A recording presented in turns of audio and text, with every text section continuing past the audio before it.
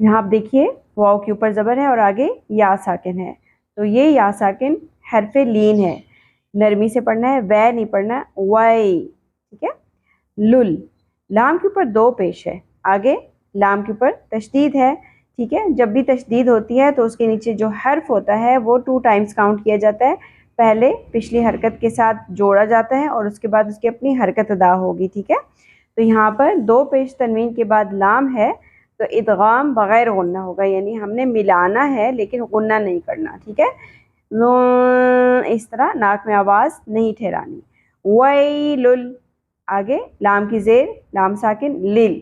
ठीक है। यहाँ पर जब पहले हमने ज्वाइन कर दिया तो नेक्स्ट उसकी अपनी हरकत है जेर, जो कि अगले लाम के साथ ज्वाइन हो जाएगी, लिल। वैलुल लिल, मीम की पेश को ज्यादा नहीं खींचेंगे, मुंह नहीं पढ़ना, मुंह। वैलुल लिल मुंह।